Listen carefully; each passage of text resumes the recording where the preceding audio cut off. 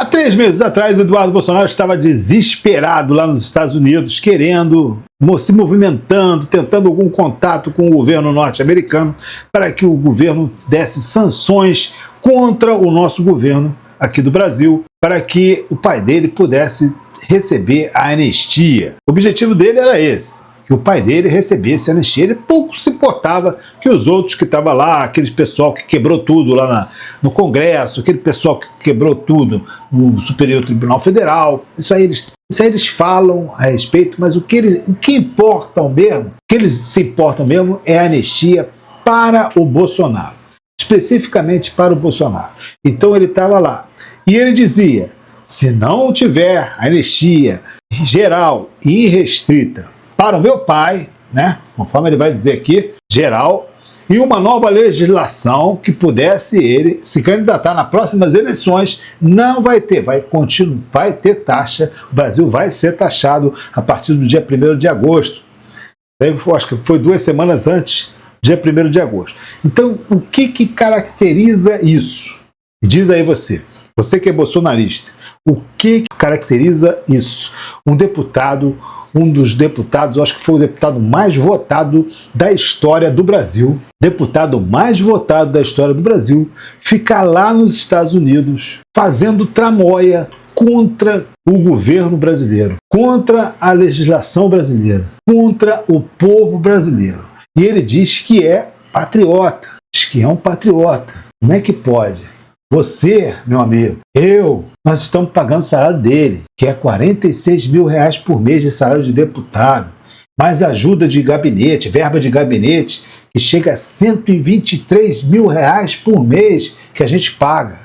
Você, todos nós pagamos isso aí. Mordomia como ajuda de terno, ajuda de custo, de aluguel, entendeu? Ajuda de gasolina, ajuda de transporte, passagem aérea.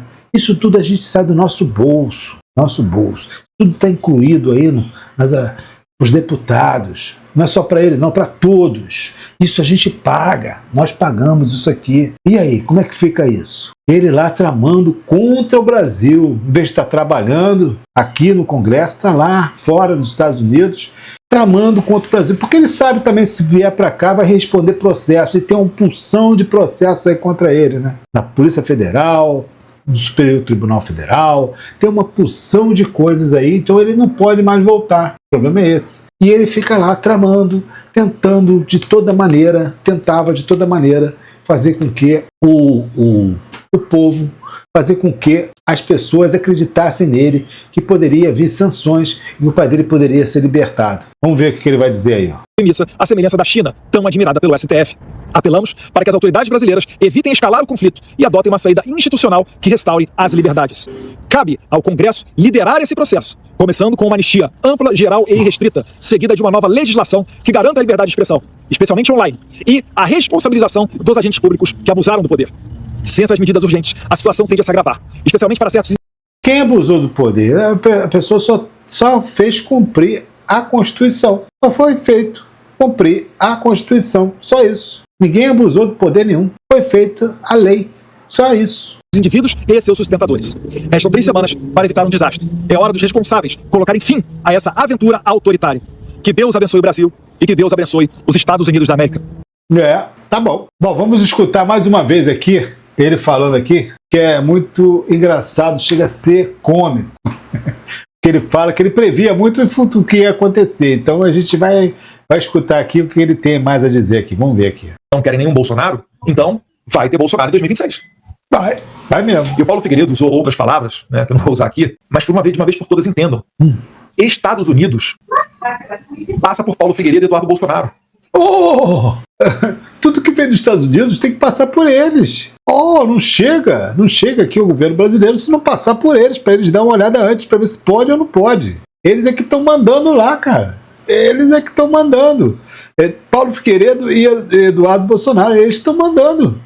Foi isso que ele disse? Vou repetir aqui, ó. Vamos lá. Vamos lá, vamos ver. Unidos. Passa por Paulo Figueiredo e Eduardo Bolsonaro. Ah, humilde. humilde. Medida. Nós não somos donos da caneta, nós não falamos por ninguém, nós sequer somos oficiais da administração ou assessores de alguém no Congresso Nacional. Mas a gente conversa com muita gente aqui porque nós temos crédito. Vocês têm crédito aberto aí, cara. Muito crédito. Tá esbanjando de crédito. Vai. Crédito, nome na praça, não é cash, dinheiro para comprar escritório de lobby, escritório de advocacia. Isso aí vocês têm. Dinheiro tem. Você pode até conseguir o acesso. Conseguiram aí 17 milhões aí de Pix? Não foi? Mas e aí? O Lula tem acesso. O Lula tem acesso ao presidente Trump. Vai lá, fala pra ele que o Bolsonaro, na verdade, é um cara antidemocrata, é um cara que tentou dar um golpe de Estado, e convence o Trump, que tomou essa mesma acusação baseada no 6 de janeiro aqui nos Estados Unidos, convence o Trump de que você tá certo. Repete a carta do Barroso. Barroso mandou uma carta, não sei se necessariamente endereçada ao Trump ou alguma outra autoridade americana, mas repetindo essa ladainha retórica, que é a mesma narrativa que o Trump ficou ouvindo anos, tentando colocar ele na cadeia. Então vamos lá, vamos ver o que o Lula falou, porque o Lula falou realmente isso que tinha que falar aí. Não ficou, meu ministro, quer ser meu vice? Na hora H, né, marretava ele por trás pra caramba, falava mal nos palanques, e na hora H, lá no Superior Tribunal, lá no julgamento, meu ministro, posso fazer uma brincadeira com o senhor? Posso brincar com o senhor? Quer ser meu vice? Quer ser meu vice? O Lula não é assim não, cara. O Lula fala na cara, na lata. Vou mostrar aqui pra você. Não se trata de ser de direita, não se trata de ser de esquerda, não se trata de gostar do Lula ou de não gostar do Lula. O Lula é um excelente negociador, cara. Ele já fazia isso na década de 70, quando era lá do sindicato. Na década de 80, mais ainda. O Lula é um excelente negociador, cara. É um cara experiente, né? Um casca grossa, entendeu? E escuta só o que ele está falando aqui. É uma coisa que vocês... É uma aula de política, é uma aula de como negociar, né? Como ser um negociador. O cara é um fenômeno. Lula, para mim, ele é um cara inteligentíssimo.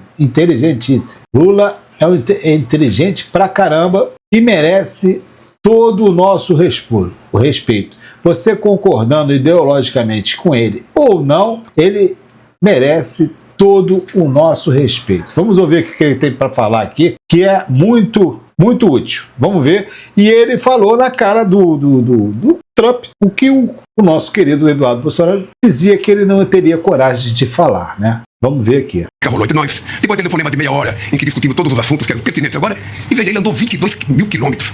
E eu andei 22 mil quilômetros. Ele num avião melhor que o meu. E eu, sabe, bem mais. E a gente viu um avião de teco-teco, né, o Lula? Esse teu avião aí tá ruim mesmo, né? Mas chegou lá, né? Conseguiu chegar no mesmo lugar que o outro chegou, né? Então, isso é o que interessa. Chegou bem. Na Malásia. Veja o que é as coisas que tem que acontecer. O destino estava traçado. Era na Malásia que a gente tinha que se encontrar para que eu pudesse olhar nos olhos dele e dizer o que eu penso, ele olhar nos meus olhos e dizer o que ele pensa. E foi assim que eu tive, ontem na reunião, uma boa impressão de que logo não haverá problema entre Estados Unidos e Brasil. E fiz questão de dizer ao presidente Trump que o fato de nós termos posições ideológicas diferentes não impede que dois chefes de Estados tratem a relação entre os Estados com muito respeito. Eu o respeito porque foi eleito presidente da República dos Estados Unidos pelo voto democrático do povo americano, e ele me respeita porque eu fui eleito pelo voto democrático do povo brasileiro. Isso colocado na mesa, tudo fica mais fácil. Tu vê a diferença de um chefe, de um líder, né? De um líder falando, de um cara com experiência, de um cara inteligente falando de um outro, fazendo chantagem. Você vê como é, com o argumento que o cara tem, com o argumento que o Trump vai ter contra ele, cara.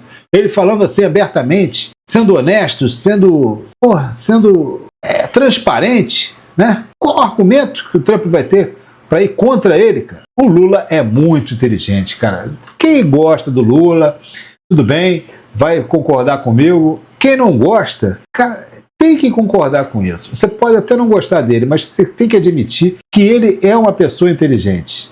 Ele é uma pessoa inteligente. Tudo fica mais fácil. Eu fiz questão de dizer para ele aquilo que eu achava e entreguei por escrito. Entreguei por escrito para que as pessoas não se esqueçam. Às vezes as pessoas se esquecem. Então, eu entreguei por escrito aquilo que eu queria falar para ele. Fiz questão de dar uma cópia para ele daquilo que a gente estava reivindicando. Dizendo para ele que era inadmissível a punição de ministro da Suprema Corte por causa da votação que houve no processo do 8 de janeiro, do golpe. Fiz questão de dizer para ele que eram infundadas as informações de que os Estados Unidos tinha déficit comercial com o Brasil. Nós provamos que teve um déficit superado de 410 bilhões em 15 anos. Só o ano passado foram quase 22 bilhões superados pelos Estados Unidos. E que nós não estamos reclamando. Ao invés da gente reclamar o déficit, a gente precisa aumentar a nossa capacidade produtiva, a nossa qualidade dos produtos e vender mais.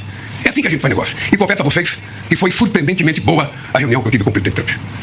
Eu vou dizer para vocês, Mauro, que é um negociador, o Márcio, que está aqui representando o Alckmin, e mais o Haddad, que vai participar das negociações. Vocês sabem que se depender do Trump e de mim vai ter acordo. É importante que quando vocês sentarem na mesa, se alguém disser não, as coisas que nós escrevemos, você tem que saber que não é nem da parte dele nem da minha parte. Porque nós estamos dispostos a fazer com que o Brasil e os Estados Unidos continuem com uma relação, sabe, como tem há 201 anos.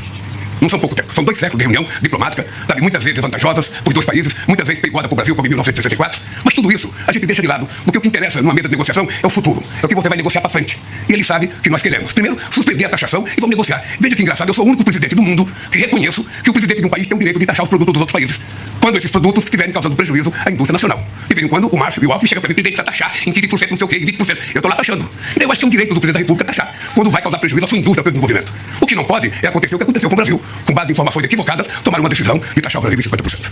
Ele sabe disso porque eu tive a oportunidade de dizer, agora não tem mais intermediário.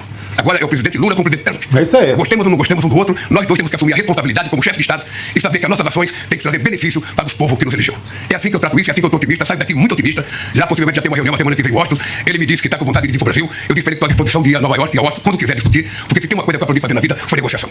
E não foi no meu mandato presidencial, foi muito antes do mandato, eu aprendi a fazer negociação. Então, o Lula sempre foi um negociador, cara. Ele sentava na mesa com trabalhadores, com empresário e os dois chegavam a um acordo. Ele conseguia fazer acordo e saía dali com o acordo feito entre os trabalhadores e o... É um negociador nato. Aprendi a sobreviver negociando. E sei quando ceder e sei quando não ceder. E para que a reunião seja correta e justa, nós temos que começar no patamar zero. Vamos voltar a estaca zero e vamos saber aonde é que nós queremos chegar. E se houver essa disposição do presidente Trump, como ele disse, que tem toda a disposição de fazer um bom acordo com o Brasil, e eu disse para ele que o Brasil tem toda a intenção de fazer um bom acordo com os Estados Unidos, não haverá problema para nenhum setor da economia brasileira e não haverá problema para a relação entre as duas maiores democracias do Ocidente. Eu disse para ele, que eu tinha dito por telefone, de que o Brasil e os Estados Unidos, como as duas mais importantes democracias da América e do mundo, no Ocidente, a gente tem que dar exemplo. Exemplo de cordialidade, exemplo de livre comércio, exemplo de multilateralismo. E é isso que eu vou continuar fazendo. Eu tenho o telefone do presidente Trump, ele tem o meu telefone. Agora, se os intermediários nossos falharem, sabe onde é que a corda vai doer. Não, porque muitas vezes, gente, muitas vezes. Aí eu estava na reunião de ontem, e confesso para vocês, a pessoa mais entusiasmada na reunião era o presidente Trump. Agora veja, obviamente que na nossa equipe tem gente que concorda, que não concorda, que gostaria de fazer acordo, que não gostaria. Eu só quero dizer para a imprensa brasileira que está aqui. Eu estou convencido de que em poucos dias nós teremos uma solução definitiva, sabe, entre Estados Unidos e Brasil, para que a vida siga boa e alegre, do jeito que dizia o Gonzaguinha na sua música. E aqui chegou no ponto, né, que o Eduardo Bolsonaro falou. Duvido que o Lula fale isso aí na cara do Trump. E foi o que o Lula fez. Falou que tinha que falar na cara dele. Vamos ver aqui. Antes da gente voltar a negociar. A segunda inverdade que ele citou na carta dele, sabe, foi a questão do julgamento do Bolsonaro. Eu disse para ele que o julgamento foi um julgamento muito sério, com provas muito contundentes. Nenhuma prova da oposição, a prova é tudo de relato das pessoas que estão sendo julgadas. Disse para ele a gravidade do que eles tentaram fazer no Brasil. Disse a eles que eles têm um plano para matar a mim, para matar o meu vice-presidente, para matar o presidente Alexandre de Moraes. E eles foram julgados com direito de defesa que eu não tive quando eu fui processado. É isso aí. E que, portanto, sabe, isso não está em questão, isso não está em discussão. É isso aí, cara. Ele falou isso na lata, com o Trump, coisa que o paizinho dele não tem coragem de falar. Na hora de ficar tete a tete lá com o Moraes, eu posso fazer uma brincadeira com o senhor, meu ministro? Pergunta se os advogados, hein? O senhor quer ser meu vice? Quer ser meu vice? Quer ser meu vice? Pô, cara, um líder, tem que ser um líder, cara. Isso aí é um líder nato, cara. Lula é um líder nato. O outro não, cara. Bolsonaro nunca foi líder de nada. Bolsonaro era do Centrão, lá. A presidência da República caiu no colo dele, cara. Ele levantou uma bandeira ali no final que caiu no colo dele, entendeu? E ele foi eleito, ele sempre foi do Centrão. Ele ia para onde dava mais resultado para ele. Onde tinha mais vantagem, ele pulava. Que nem o pessoal do Centrão. Onde tem mais vantagem, pula. E ficava sempre mamando ali, ó, na teta do governo. Salário alto, trabalhar de terça a quinta, né? O horário eles fazem, verba de gabinete, ajuda de passagem, ajuda de gasolina. Tá sempre ali mamando, né? E uma hora caiu no colo dele a presidência. Levantou uma bandeira lá e caiu no agrado dos dos extremistas, né? Os extremistas apoiaram ele e ele foi embora. Foi isso que aconteceu. Portanto, sabe, isso não está em questão, isso não está em discussão, sabe? E ele sabe que rei morto, rei posto. Ele sabe. Rei morto é rei posto. Isso já vale o like.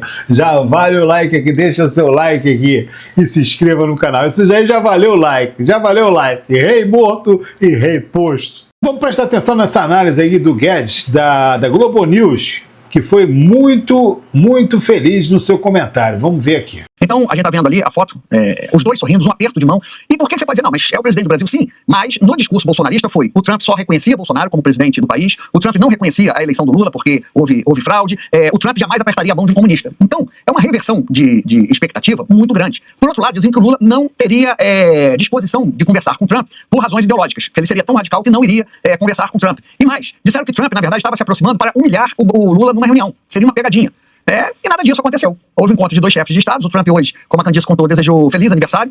E as dúvidas que havia, porventura, havia da postura do Lula, falando em dólar, em alternativa ao dólar, falando em um Venezuela, que eram vistos assim como algo que iria milindrar o Trump, pelo visto, a estratégia do Lula estava correta. Estava correta. Não abriu mão de suas opiniões e mostrou que, na verdade, o que está errado é a diplomacia do rabo entre as pernas do presidente Bolsonaro, que diz I love you, Trump, bate continência com a bandeira americana, e que, em certo momento, foi copiada pelo Tarcísio, que botou I love you, Trump.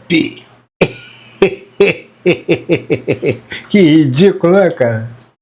boné Make America Great Again. Então, como é que pode, né, cara? O cara bater continência pra bandeira dos Estados Unidos, falar love you, Trump, e botar o bonezinho, governador de São Paulo, do maior estado do Brasil, maior estado, maior indústria do Brasil, maior renda do produto interno bruto do Brasil, é de São Paulo, maior economia do país, governador botar o cap vermelho da América Grande, de novo. Que isso, cara? Você tem que respeitar o que você foi eleito, o povo que te elegeu, e respeitar essa população, cara. Não pode fazer isso, não. Bom, Bolsonaro recorre e pede que o Superior Tribunal Federal reconheça que ele desistiu do golpe. Quer dizer, então agora ele já está admitindo que houve golpe, houve uma tentativa de golpe, né? Ele está admitindo isso, né? Porque para ele admitir que desistiu do golpe é porque ele estava pensando em fazer o golpe, realmente, né? Bom, o que acontece vai ser o seguinte, né? Que o Superior Tribunal Federal publicou a data do julgamento dos embargos do pessoal todo aí, dos inelegíveis aí, né? Que será no dia 7 de novembro. Agora, depois desse julgamento, que deve se encerrar no dia 7 de novembro, no dia 8 deve haver a publicação. E a partir da publicação, a defesa terá o último prazo, que são 5 dias. Quando terminar o prazo de 5 dias, será o dia 13 de novembro. Aí poderá acontecer a prisão, ou não, né, do Bolsonaro. Poderá acontecer a prisão, o recolhimento dele por uma penitenciária, ou a prisão dele continuará sendo domiciliar. A gente não sabe o que vai acontecer, mas pode ser decretada dele a prisão para uma penitenciária ou para ele continuar preso em casa, que eu acredito que não aconteça, mas pode acontecer. Então, a seguir cenas dos próximos capítulos, nos próximos episódios. Até mais.